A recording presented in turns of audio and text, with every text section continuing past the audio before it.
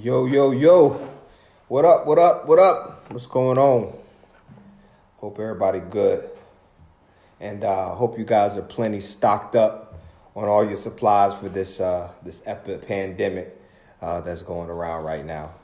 Absolutely crazy. Hope you guys got mad toilet paper. I hope you guys got everything water stocked up for whatever reason. I have no idea why there is a shortage of toilet paper at Sam's and Costco. I don't know what the coronavirus is going to do to your bowels, but I guess people need to have abundance of toilet paper. So hope everybody's staying safe out there. You know, simple things like just wash your hands and don't be nasty. You know, those are the things that will kind of help you out with this coronavirus, and I think you'll be good to go. So tonight is a kind of a topic that's been jumping in my inbox for probably a couple of weeks now. Coach, what do do I need to do steady state? Coach, do I need to do, HIIT training? What's going to be better? What's more beneficial for you? So I just kind of wanted to break it down as we're doing best practices to always give us just good information that we can go on and make sure we have, the best decisions going forward. So, hey, Auntie, what's going on? Good to see you. Good to see you. My aunt up here now. I feel important. So, yeah, everything is, so with that. So we're going to talk about that tonight. And kind of get into the schematics of exactly, what's the best. So we know that, whether, your goal is to lose weight, get fit, cardio is going to be essential component of that workout. We get that. And I understand that. And your cardio is going to be where you burn, the most calories, besides your anaerobic workout, when you're doing heavy weights. And not only that, cardio strengthens what? Your lungs, your hearts, your muscles, all of that, that's working. So, cardio is very important. So, but when we first started discovering, the cardio benefits, years and years and years ago, steady state, cardio was the norm. Like steady state training and steady state cardio was the norm. You would head outside for a walk or a run on the treadmill, and chances are, you would stay about the same moderate intensity. You would maybe do 2-3 miles outside, have a steady pace going on. You will work that throughout the workout. Now, in real, dramatically change in the form of learning how to do research inside of what HIIT training really means. And when we say HIIT, we mean high intensity interval training. It's now a hot ticket. So these workouts involve changing the intensity. They involve working out harder. They involve in, creating certain intervals throughout your routine that change your routine. So, they're shorter workouts.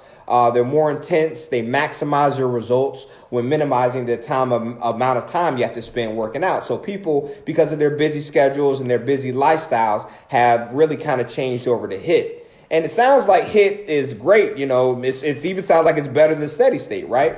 And which one should you focus on if you're trying to lose weight and get fit? And even more important, can you enjoy workouts if you're trying to do such a high intensity workout, so those are all the things that we have to think about when we're trying. So the basics of HIIT, let's talk about the basics of high intensity interval training.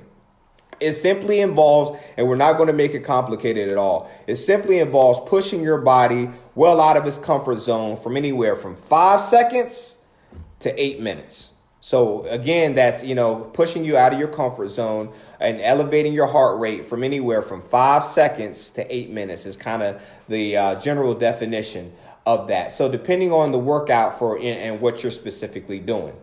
Now, the idea of it is to get, between 80 to 95% of your maximum heart rate if you're monitoring your target heart rate zones, which I kind of tell you, that you should do. Or a level of 9 to 10 on a perceived exertion chart. So all of my powerlifting athletes, they know exactly what RPE means, which is rate of perceived exertion. And that also goes into, cardio as well as basically the highest level on a scale of 1 is, basically no exertion. And the scale of 10 is maximum exertion. So if you at a 9 or a 10, or you're in 80 to 95% of your maximum heart rate zone, that is what's considered HIIT training. Now, each working set is followed by a recovery period, and this is where it gets the interval part, right? Which can be shorter, the same duration of time, or longer than the actual working set. In this interval, you'll get your heart rate, down to about level 3 or 4 perceived exertion. And you can alternate the intervals from 20 minutes to 60 minutes, depending on your fitness level, right? You know what I mean? How comfortable you guys are out there with, that type of training, and that type of training, time constraints, your goals, all those things, come into play about that specifically. But the recovery period, once again, which can be shorter in the same duration or longer than the actual working set, and bring your heart rate down. Say, for example, that you were during that height of the HIIT, you were probably running around 165, 170, and then you would bring that heart rate down on a heart rate scale to maybe like 120, 115, as you, basically catch your breath. If you were sprinting, for 30 seconds and then going back to a minute and, jogging or walking fast. So, the pros and the cons. Here are some things that I compiled for you guys tonight to just give you some pros and cons of the HIIT and the number of benefits, and then we're going to talk about steady state as well. And then we'll make a good decision at the end, as we always do. So from the studies that I was able to kind of pull up, some studies have shown that, while in steady state, training taxes, the aerobic system, HIIT workouts can stimulate both the aerobic and the anaerobic systems. So the aerobic, being the heart, doing cardio, anaerobic systems, muscular dexterity, things like that, that will be the anaerobic system. That means your body has more stamina and performs better in all your workouts, no matter what they are. Whether you're outside, putting mulch down, or running a triathlete, as a triathlete about to run, a race. Another benefit of it improves insulin sensitivity. That's been found in about 4 or 5 journals that I pulled up. And insulin sensitivity, just to be simple, it refers to how sensitive your body is to the effects of insulin, right? So the more sensitive your body is to insulin, the less your body needs insulin to lower blood glucose levels. In terms of exercise, that means your HIIT can help your exercising muscles use glucose and use that glucose for fuel more efficiently. And that's what we want. So, it also helps in another benefit and a pro of HIIT training is it helps you burn more calories all day long. That has been scientifically proven by several studies that are out there that HIIT training helps you burn calories, for a longer time, more extended time throughout the day. And one of the best benefits of HIIT is how many the body burns after you work out to get your system back to where it was before your exercise, because your body is always trying to be at homeostasis. It's always trying to, become back to your equilibrium point. So you're going to be burning those calories, and your body's going to be burning those calories to bring it to where it was before you started exercising to elevate that heart rate. And this is also called post-exercise oxygen consumption, or EPOC. Or afterburn, basically the afterburn afterwards. The harder you work during your workout, the longer it takes your body to get back to normal, and meaning you'll burn more calories for an hour or more after you work out. So that's why some people don't even realize, and being how sensitive they are, they'll work out, say at 7, 8, say they usually work out at 4 o'clock in the day, and they have a later workout, like maybe 7 or 8. They have trouble falling asleep sometimes because of the fact that they're trying to fall asleep and their body is trying to get to where they were before they started working out, and it keeps them up. So you got to be careful sometimes with exercising, depending on how sensitive you are. So it also helps you burn more belly fat. That's scientifically proven as well. So it actually helps you burn more belly fat. And even better news in the research that I found is showing that HIIT may be more effective at reducing abdominal fat than other types of exercise. So that's another scientific fact that was proven in about 3 journals that I saw, that it helps you actually burn more belly fat. And of course, the benefit of HIIT is that it improves your health by lowering your blood pressure and improving your heart health. So it's, shorter workouts, and because you're working out very hard, you're getting those benefits of training in less time than you will from a slower, longer workout session. And one study that I found, I wanted to actually read it.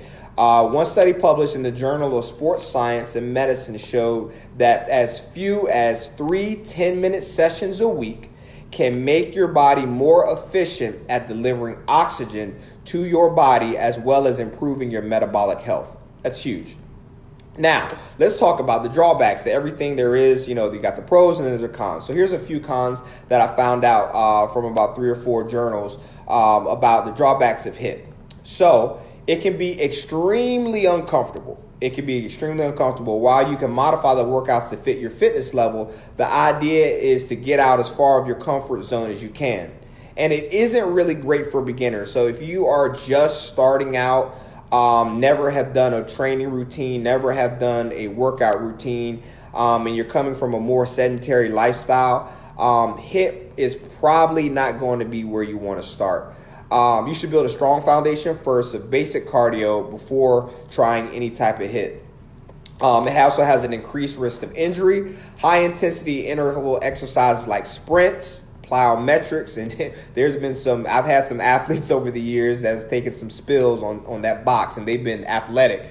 So those plyometric jumps in those boxes, you have a risk of injury. So there's a lot of injury in CrossFit as well, but that's a whole nother subject about CrossFit in their form. Love CrossFit because I have good friends that do it, but I don't love the injuries. But that's a whole nother subject. So if your body isn't prepared for that kind of movement, you really shouldn't be trying to do HIIT, especially coming from a sedentary lifestyle. It can also lead to burnout or overtraining. Too much HIIT is almost a bad thing, and I'll say that again. Too much HIIT is almost a bad thing, than doing nothing at all, because experts recommend 2 HIIT workouts a week to avoid overtraining because of taxation on your muscles, especially if you're doing high intensity interval training where you're elevating your RPE or you're resting. Your rate of perceived exertion, and you're doing your rate of perceived exertion, and your rate of perceived exertion is already 9 and 10, and then or your heart rate's already at 170 and up, and then you want to go the next day and do the same thing. There's been some studies that have been out to prove that that can be considered overtraining, especially in terms of injury. So, HIIT has workouts can be set up in a variety of different ways. For example, I think it's called a Tabata workout. That involves working very hard for like 20 seconds and with only 10 seconds of recovery time. And you repeat that again and again for a total of like 4 minutes, and that's called a Tabata workout, for example. That would be considered high intensity interval training. There's also ways you can do longer intervals with high intensity for 40 seconds, recovery for 20, doing a 40-20 interval. There's different ways. The shorter the recovery times, the harder the workout is, since you're never fully ready for the next set because you're gassed. So that's one of the things. So the following involves a variety of high intensity, high impact exercises on a 1-to-1, work rest ratio. So that means, when you're on a 1-to-1, your workouts and your work sets or rest, they're the same duration. The idea is basically, to kind of keep it going. And even as you get fatigued, towards the end of the workout, you may feel, sick, you may feel dizzy, you can feel that you can catch your breath because you have a longer break. So that's basically the high level of, high intensity interval training. So we're going to get into steady state cardio, which is like the staple for all my bodybuilders, my power lifters who have to, make weight. I'm not doing no high intensity interval. I'm not doing that. I'm doing steady state, forget high intensity interval training. So steady state or moderate intensity cardio is what many of us use anyway. And that's what I recommend for, beginners starting off as well, who coming from a sedentary lifestyle. This involves exercises at a constant speed and level of intensity for the entire workout. It's constant, right? That's why it's called steady state. That would be about a level 4 or 5 on, your perceived exertion scale. The idea here is to work at a level where you can talk and with maybe just a little bit of difficulty. You shouldn't be having, a full-blown conversation about war and peace, but you shouldn't also be gassed and out of breath to the point of where you can't talk. So it's like that middle ground of, your rated perceived exertion. So here are the pros and the cons that I found. I probably looked about, I think 3 journals here is what I wrote down. Yeah, 3 journals that kind of said the same thing about the pros and cons, and I kind of put a synopsis together of what it was. So steady state training has benefits, and these are the benefits. It's less stress on the cardiorespiratory system. That's huge. And because, you're working at a lower intensity, you can improve your endurance. without putting as much stress on your heart and body as the higher intensity exercises, make you do. It also gives you increased endurance. Those are for our endurance guys that are looking out, they're doing, 8, 10, 12. I have good friends that are half marathoners, good friends. My good friend Vic, he's a marathoner, half marathoner, and they have a longer, slower exercise, giving you the building that endurance, because you need that endurance to get out there and run those 26 miles for whatever reason they want to do that. I don't know. But it just gives you, your heart and your muscles definitely get pinged, during that, endurance phase. It improves your health, like HIIT, cardio makes your heart more efficient and, getting that oxygen and, to the muscles more quickly, but steady state cardio also it's been proven scientifically that it lowers blood pressure, reduces stress and anxiety. And, as long as, you keep a healthy diet, it'll help you lose weight. Another benefit is faster recovery. Because you're putting less stress on your heart and body, you recover more quickly, and you can usually work out the next day without any issues at all. And that's why a lot of, bodybuilders like to go with that. They're already training, anaerobically. So, they're hitting the weights heavy. And so they want to come off there, get on the stair climber, get on the treadmill on an incline and walk on that, because, if you're starting to do high intensity interval training, you're starting to get more fast twitch muscles involved, more muscular fibers involved, and it's kind of taxing on them after they've already worked out. It also improves the ability, steady state also improves the ability to, for fat, when you're lower at a lower intensity, fat is the main fuel source there. Staying at those levels allows you to save those glucose stores for high intensity workouts.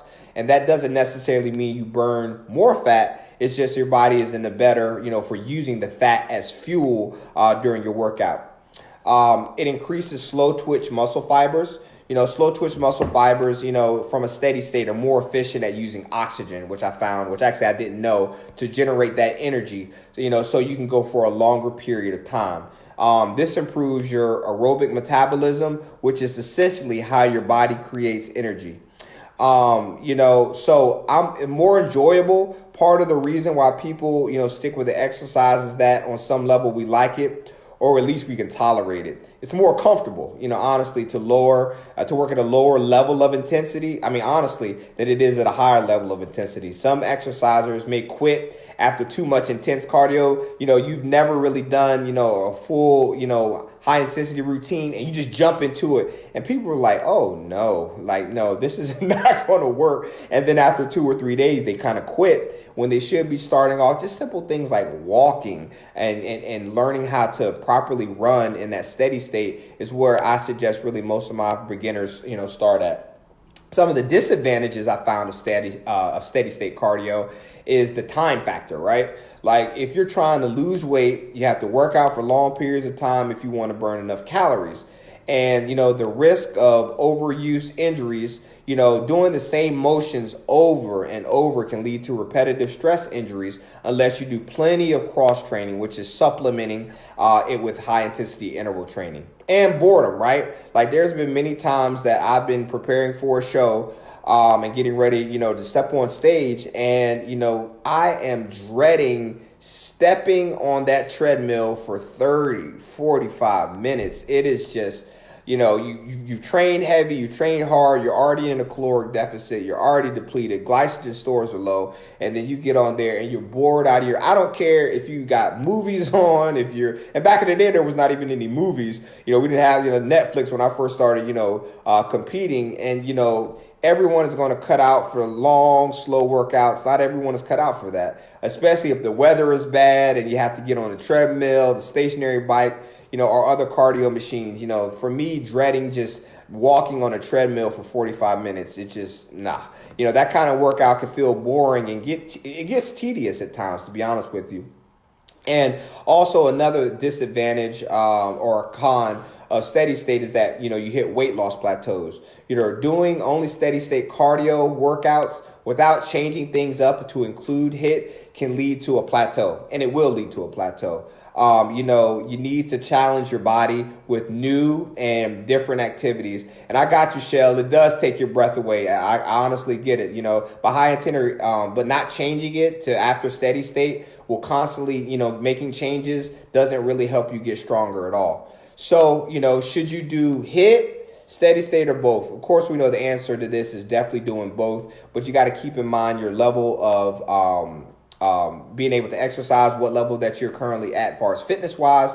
And the answer really depends on, like I said, on the fitness level. You want to keep in mind that experts, from what I've seen out here in the field, don't recommend doing HIIT more than 3 times a week. Who should try HIIT? Who should be that main people trying HIIT? Your experienced exercisers, to make them, that are comfortable with high intensity exercise, because you want to focus on losing weight and burning more calories during and after your workouts. You're working out for a shorter amount of time because of a busy lifestyle, and you want workouts that mix up the different exercises and intensities to keep things interesting. And that'll help you build, endurance quickly. So, I should say the people who should stick with steady state or beginners or anyone who are coming back from a long exercise break. I'm thinking anyone who can't do any high impact exercises, or doesn't like working out at high intensities, they could scale back to steady state. Someone training for an endurance race, like my marathoners, my triathletes that I have, such as, those half people who are crazy enough to do that stuff. I train them, I support them, I love them, but I still think they're crazy if you want to run that far. But although you may do some high intensity workouts, it also helps you, your training plan, which you need to follow your training plan. Even though, with the plans that I come up with, I do include some high intensity, even for my triathlete people. And anyone who's been told to avoid, but of course, by your doctor. And, you just want to get the best of both worlds. In a perfect world, you could have a mixture of both, steady state and high intensity interval training. For beginners, you can add up your endurance and the stamina, and then eventually graduate up to HIIT training. And that just also involves in changing your intensity. To push, out, your comfort zone. That's the main thing that high intensity interval training does, but not so far out that you're miserable and you're breathless. Like my girl Shelly said earlier, it does take your breath away. And this beginner interval workout, it's just a great place to start if you want to get in, into interval training. Get some endurance first before you get to the interval training, and then, I guarantee that it'll be a lot easier. The other key to working up to HIIT is consistency, right? Like doing cardio on a regular basis. This is how you build the foundation, and it will allow you to kind of work harder, get more out of the workout. So, 5 reasons real quick, and we'll wrap it up, why HIIT might be, to wrap everything up, might be your best choice is because you have a busy schedule, which limits you to time. HIIT can be done in 30 minutes or less and make it extremely effective. The other key thing is that you've been following the same cardio workout routine for weeks and kind of stuck at a plateau. Number 3, if you want to train for like a mud race or obstacle race, it gives a feature of physical challenges requiring both anaerobic and aerobic, and HIIT can help you prepare for that. And you're exercising for weight loss. HIIT can help you burn more calories, like I said, in a shorter amount of time, and because you like it. And then the 5 reasons, like I said, to wrap up, that you should stick with steady state, and that might be your best choice, is that you experience a period of high stress, or you find yourself wallowing in a grumpy mood. Steady state workouts require low level of physiological stress. So hit all the time and you find yourself plateauing and grumpy, go back to a steady state. Go take an easy, 5-mile, 4-mile run. You have, cardio ability to do that. Your heart is fine. So that then you're good to go. Next thing is that you want to enter a race like 10K marathon, according to the principle of what you have. You're visiting, have recently moved, state run like we just talked about. Could be a bike ride, or you could walk or do anything like that. You're exercising for health benefits. Regular, low to moderate intensity is fine. Especially with people that have, developing chronic conditions like type 2 diabetes, high blood pressure, or high cholesterol. And the last thing, like I said, because you like it, regardless of whether you like steady state or high intensity, To keep seeing results, it's important to change workouts on a regular basis to keep from becoming complacent, which could at the end result in a plateau. So for example, like a day one 30-minute sprint interval workout, 40-minute cardio endurance for day two. Day three, you can do rest or light activity.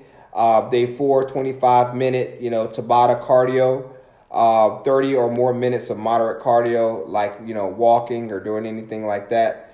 And then, day six, rest or light activity. And day seven, you can do 30 minutes aerobic cardio or rest. So once you start off with, your cardio being endurance. And then if you want to start off with HIIT,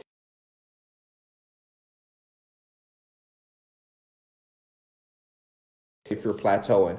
So, like we said, that's wrapping up tonight. Talking about HIIT training and talking about steady state. Both of them have their benefits. Both of them have their pros. Both of them have their cons. But my basic thing here is to mix it up. And you want to be able to mix it up and be able to really kind of utilize all of the tools that you have, because when you're doing steady state cardio, you're working on certain things. It's, a lot less physiological stress on the body.